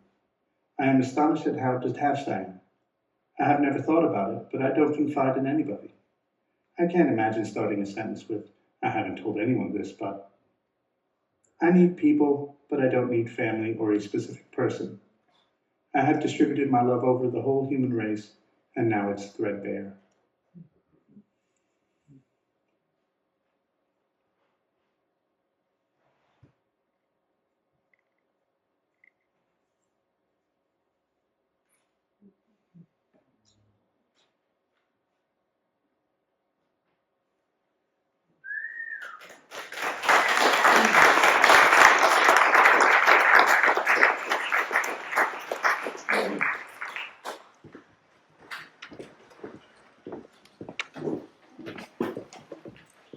Well, hello everyone. Hello. My name is Flame, and for those of you in the back row who can't tell, I am a drag queen. Yeah, true story. And today I'm here to read to you Quentin's thoughts on drag queens and performers. Before I do that, I just want to tell you, I have the pleasure and the honor of meeting Quentin when I was a child. I was 15, 16 or so. Maybe a year or two before they passed, they were a guest speaker, a motivational speaker at my school, the Harvey Middle School, which is just a few blocks from here. And it was such an honor. Pardon? Yay, Harvey Middle School. Yay, Harvey Middle School, yeah. It was such an honor to have met them and see someone that was so unapologetically queer and bold and confident and empowered in their masculine femininity and their androgyny. And as a genderqueer child, it meant so much to me to see someone living their truth and being empowered and just being Quentin. So let me read to you about drag queens and performers, in the words of Quentin Crisp. Though the saying goes, imitation is the sincerest form of flattery, I think it's important to note that flattery is very different from giving a compliment. Flattery is superficial. A true compliment is heartfelt. Anyway, no one's ever tried to be like me, I'm happy to say, so I've never been flattered in that way. And since I think you should have style which preludes imitation, my lack of imitators could mean that I've been successful in that effort. The stars of the past were, I think, encouraged to foster their idiosyncrasies to become more like themselves. And of course, the imitators settled on them because they became so easy to imitate, Mae West and Betty Davis being just two examples. Nowadays, you have actresses who cannot be imitated because they're so different from film to film, they're actually allowed to act, which is probably a win for entertainment. However, I don't think that people should assume that you are making fun of somebody just because you are imitating them. That seems to me very sad and quite mistaken. People imitate others because they like them. It would take a very strange individual to imitate someone they don't like, because surely they would hate themselves all the time while they were doing it. I do think imitators can be bitchy, however, and I don't think that's all right. I don't think you should imitate people so as to exaggerate their mannerisms into absurdity, but I don't approve of bitchiness of any kind, so why should I approve of that? I don't think I'm very bitchy. I've tried not to be. I can't say I haven't been, but since I despise it in other people, I've tried my best to expunge it from my own actions. Bitchiness is merely to make a joke at someone else's expense, and of course, the only people who laugh at those are whoever isn't offended.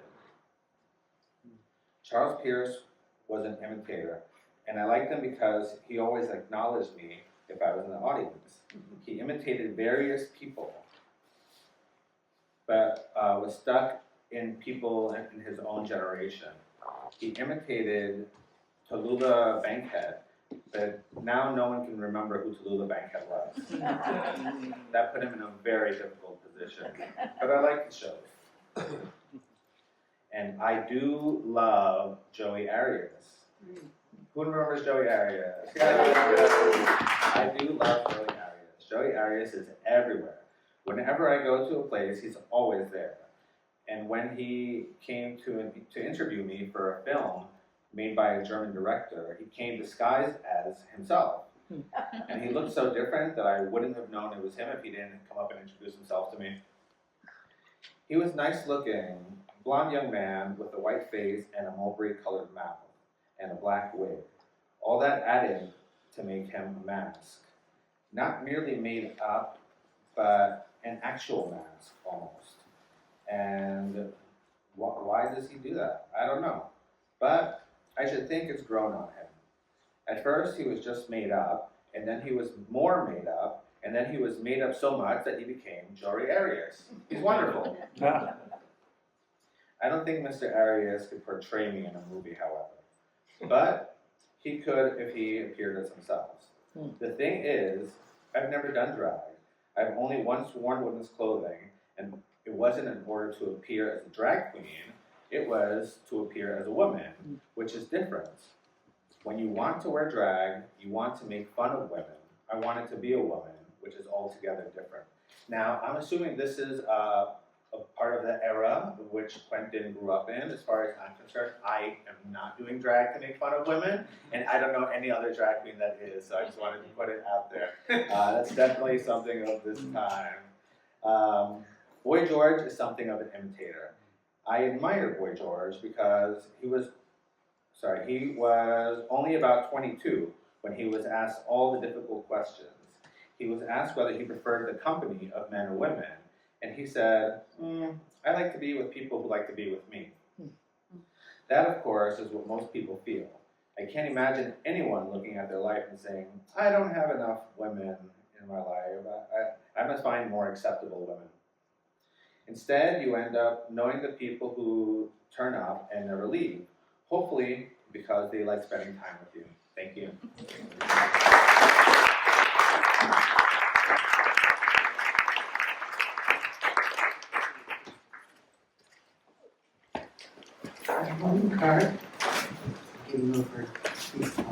Crisp. And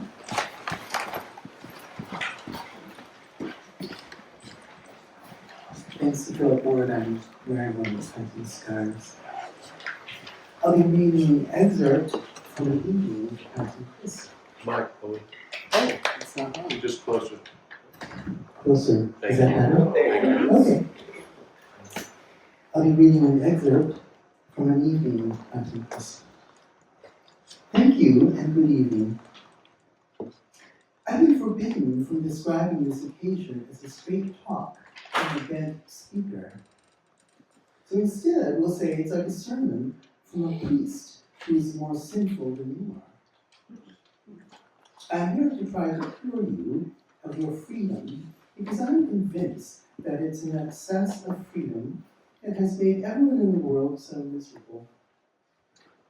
I come from a time when there was so little liberty that if a girl wanted to wear nail varnish, she had to leave home for good. Now, you all say whatever you like. But wherever I look, people are not rejoicing. They're complaining. So I must assume that what has made everybody in the world so angry is the element which has been added to their lives in recent times, their freedom. Now, I know it's too late to ask you to abide by restrictions handed down to you by your pastors and your masters, your elders and your betters. So, what I think we need are chains of our own making. However heavy these may be, they will never feel as irksome as limitations placed on us by others. And not any old chains. We will have to have a system, and that begins with each of us trying to decide what it is that makes him the way he is. This involves a journey to the interior. Not altogether a pleasant experience. Because as well as telling what you consider to be your assets, you will also have to take a long, hard look at those things that your friends call the trouble with you. The synthesis between these two opposing opinions will be your identity. But that's not quite enough. Your identity is like your fingerprints. These two are your very own, but if they are discovered, they may be used against you. Therefore, you will have to polish up your raw identity until it becomes a lifestyle. Something interesting by which you are prepared, by which you are proud to be identified. And something with which you can do barter with the outer world to get from it what you want. I won't say what you deserve, because if we all got what we deserved, we would starve. Now, I know I'm rambling on about problems which, by world standards, would be trivial. Yes, I understand. But I do so because never a day goes by, well, never a month goes by, without someone coming to me and saying, "Oh, you do have a nice life." Me? That would be a reasonable remark if I had lived, as you do, in mansions riddled with standards of living. But I don't. I live on the Lower East Side of Manhattan, just beyond Redemption, in a small room which has never been cleaned in 18 years. And that brings me to my first message of hope. Never sweep the place where you live. Because after the first 4 years, the dirt doesn't get any worse. It's just a question of not losing your nerve. I'm only telling you these things so as to set you free from these boring domestic rituals. So as to give you some time each day when you stop looking outward and start looking inward. So as to decide who you truly are. Now, the next thing that my visitors say is, oh, you do so much wonderful people. Oh, you do know such wonderful people. And I do. But this too would only be a logical comment if my room was stuffed with people of wealth and influence. But it isn't. It's filled with the little denizens of the Lower East Side. And that brings me to my second message of hope. Never try to keep up with the Joneses. Bring them down to your level. It's cheaper. Then I'm asked, where do I meet these wonderful people? And I say, as a rule, in layabout cafes. These marvelous places where you can sit through lunch, tea, and supper with one cup of coffee. I used to offer to take my friends to one of these places, but they would always utter the words, of course, when we get there, you'll have to tell me what to say. I hope I'm painting for you a thoroughly depressing picture of someone who has reduced himself to the point where he envies me and who seems to be living like a kidnapped victim in unwanted isolation only a few yards from where the traffic of the world is going by. With nothing more substantial, boarding up the windows than self-doubt. Words, you have to tell me what to say, are a clue. They show us that we are not dealing with a dreary old search for true love. The person who wants to make friends doesn't have to think what to say, he has to learn to listen. Now, we all like to have friends, but if it means you've got to listen, the price is ridiculous. So what does he want? As I see it, he longs for somewhere to go, and when he gets there, for someone to be. But where and who? When modern man looks around in search of a destiny, nothing presents itself to him as it did when I was young, as being suited to his age, his sex, his station in life. Nowadays, whichever direction he looks in, he finds himself in a landscape without signposts, without milestones, without roads. The sheer vastness of the terrain that lies before him may make him feel small. Now, if I were going to develop our own style, if we were going to develop our own style, we must banish forever all thoughts that are self-diminishing. We mustn't imagine that anything we discover when we make our journey to the interior is too trivial or even too distasteful to present to the world. The curiosity of the neighbors about you is a tribute to your individuality, and should you encourage it, by doing this, you'll need never defend yourself. I am appalled by the lust for evasion, which seems to be absolutely everywhere. Even among actors who presumably are a nation of exhibitionists. Elizabeth Taylor and Richard Burton were so great that they brought style to marriage.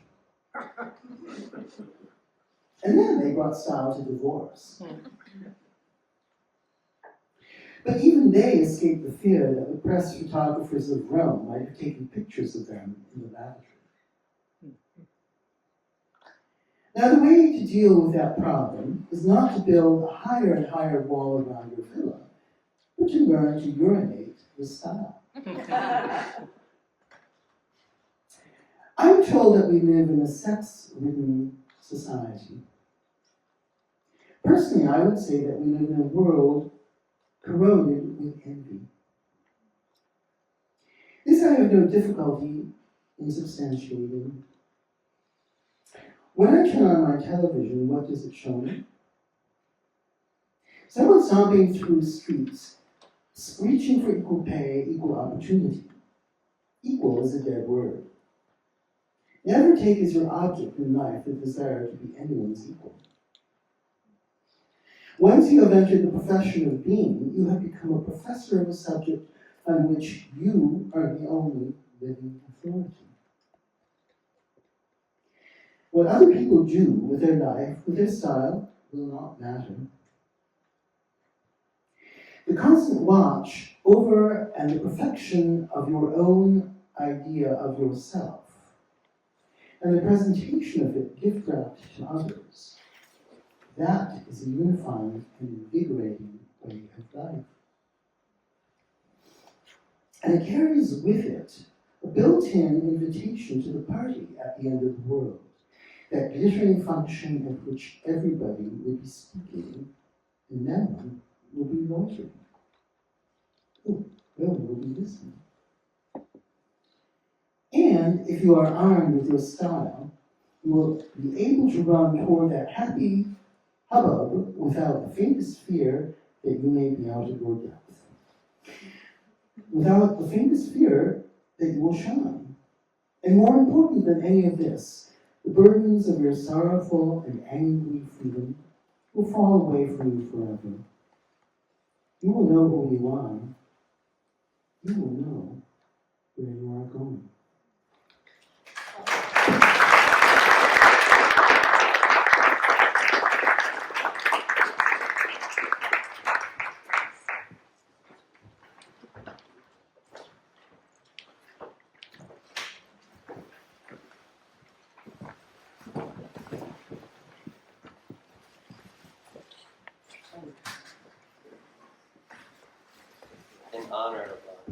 In honor of Quentin Crisp, I'll be sitting down. I'm Tom Cardamone. I am the co-curator of the literary imprint, the Library of Homosexual Congress, where I think Quentin would feel at home. And I'm going to read, What Does It Mean to Be Human? When asked what it meant to be human, I was very sorry that I was not a scholar and had no philosophical point of view to express.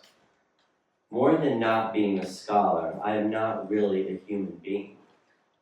I do not mind spending long hours alone, and I never find something to do. This is part of my nature.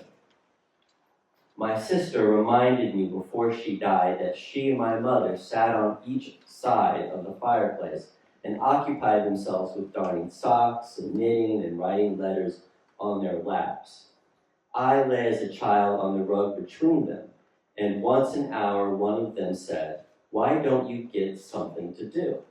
And I said, "Why should I?" That is a question I cannot answer. Why should I have something to do? Of course, there is the theory that time is money.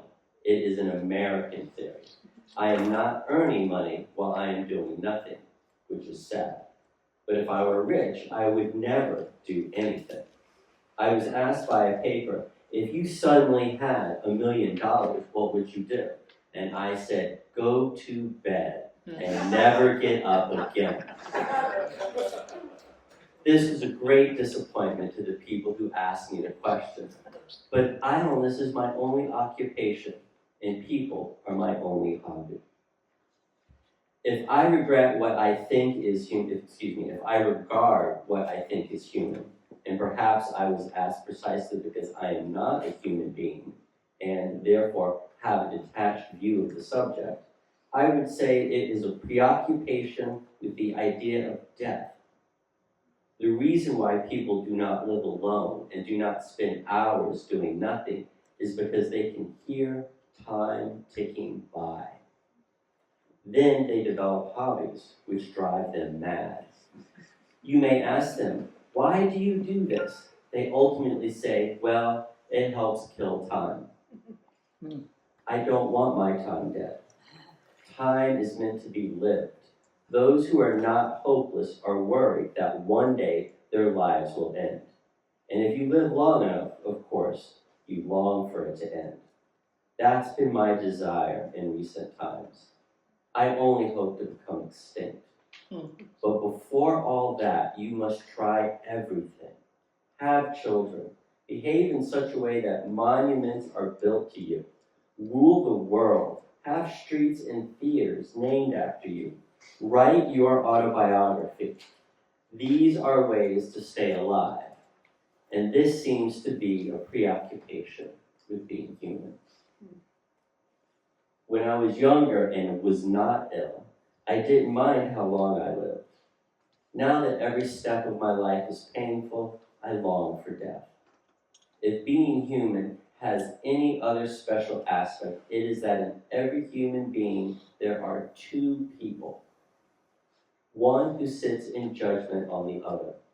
The worldly, the doing person, acts irresponsibly or nobly or wisely or foolishly, according to the mood or the situation.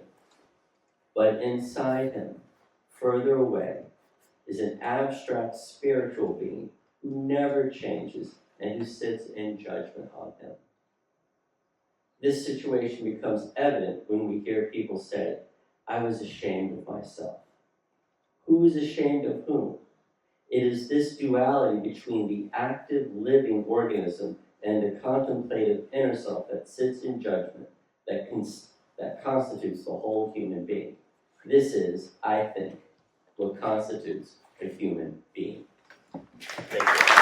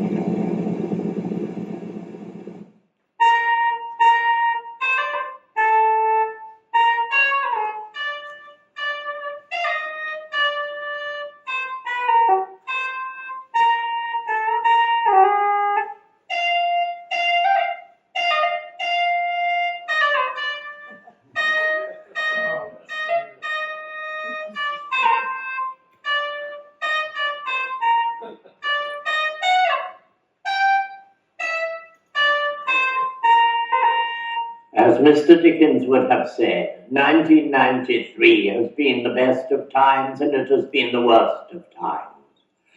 A reginal theme has permeated my year. I have had, as some of you may know, the novel experience of appearing as a Queen of England in a film adaptation of Mrs. Woolf's novel Orlando. The film connects the many moments of English history with what, regrettably, I believe is called gender bending.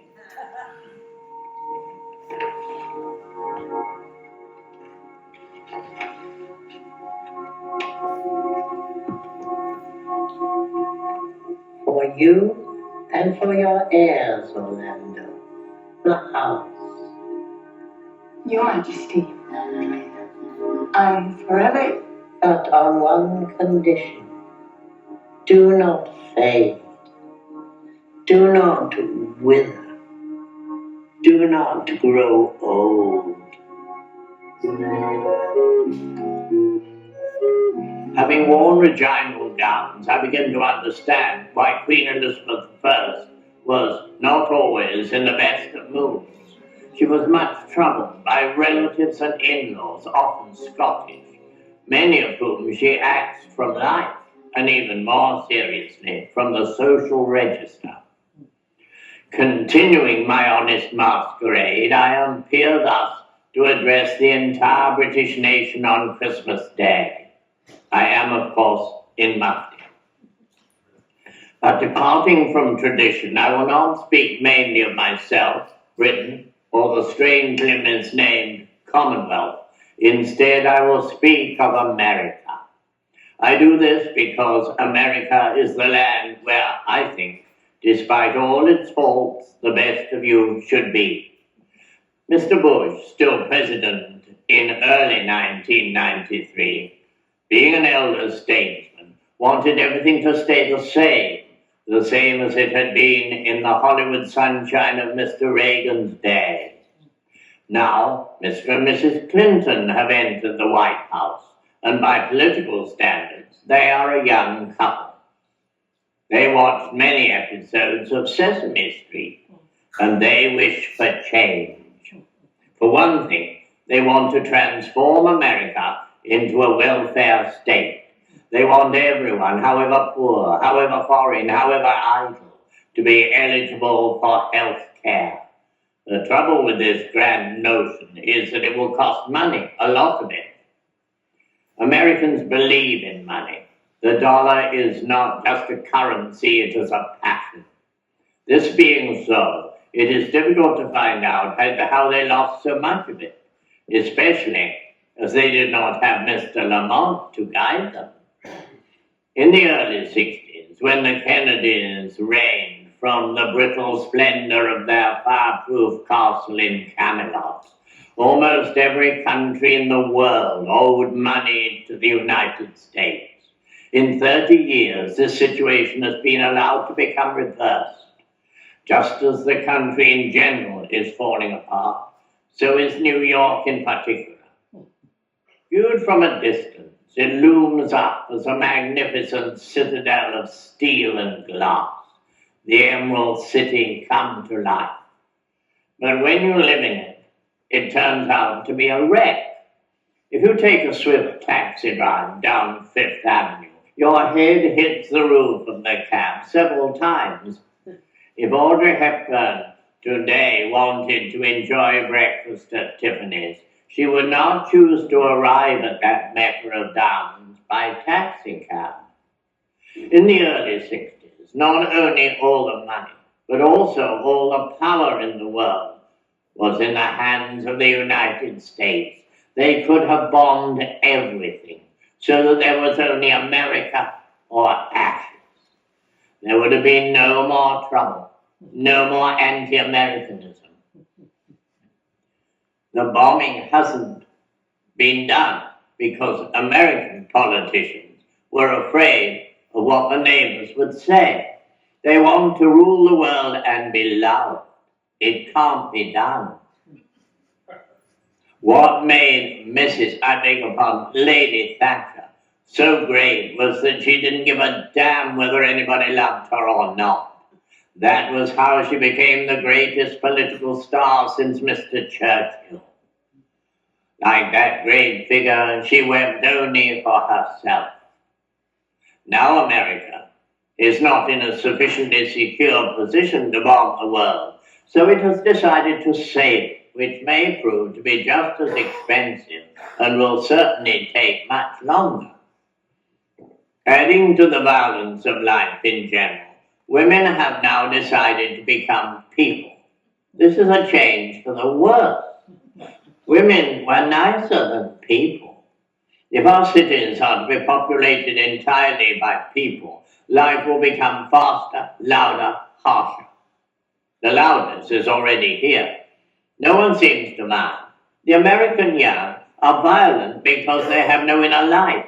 They have no inner life because they have no thoughts. They have no thoughts because they know no words, and they know no words because they never converse. They would not be heard above the din that rocks the dim cellars where they gibber and twitch.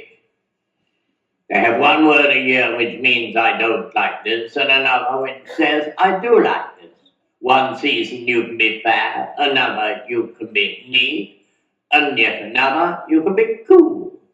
When you ask the young in what sense their little friends are cool, they say nothing. They cannot embellish their judgment. Now, all our heroes are either sportsmen whose profession obliges them to charge one another like buffaloes until their injuries compel them to retire, or movie stars who pretend to hit, kick, or shoot one another, or to blow up entire cities. Though I regret all this, it does not in any way lessen my love for America. So far, I have only once been threatened in the streets of Manhattan, whereas in England I never felt safe for a moment. Indeed, it is my impression that everybody in the United States is a friend. In England, nobody is a friend. I left England's lonely streets over 10 years ago. Here, there are no nice people from Tunbridge Wells eager to chill what is left of my marrow with iceberg stares. There are no royal appointments and disappointments. This city instantly embraced me and I it. I became a naked film critic and, dream of dreams, almost a celebrity. Right. Hey, let's hear it. Let's throw you on Luke now. I'll go see. Oh, that's nice. I saw your miniseries also. Oh, You're on tour? Oh, I don't think so. BBC. I have also come to believe wholeheartedly in Mrs. Lazarus's verse inscribed on the base of the Statue of Liberty. If ever there was a huddled mass, it has to be me. Everyone can see at a glance what a huddled mass I am. No one draws attention to the fact. Indeed, on occasion, I am permitted to appear in the guise of a VIP. Recently, I attended a secret screening of a movie called Zelda. After the film, the entire audience went to the Algonquin Hotel. There I managed to be photographed with Mr. Fairbanks, and later with Miss Warwick. Neither of these two luminaries had the faintest idea who I am, but neither refused for a moment to raise me to their rarefied level of royal visibility. This is only one sign of American generosity. They are a truly open-handed people, free with their time, their money, and their availability. My advice to the British is pack tonight. Set out tomorrow like the Portuguese explorers of old for the islands of the blessed. We are waiting for you.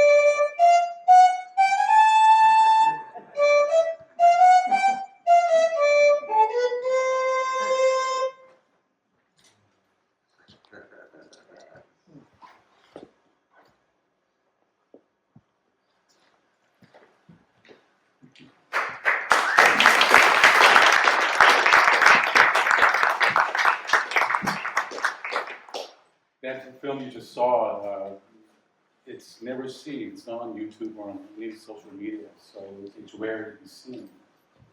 Let's have a round of applause for the readers.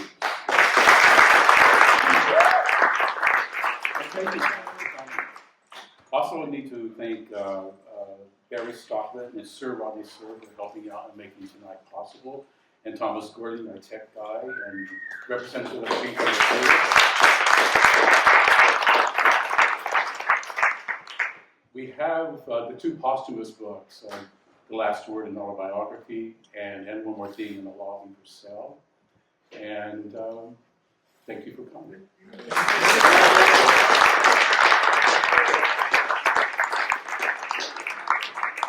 Hope you had a good time.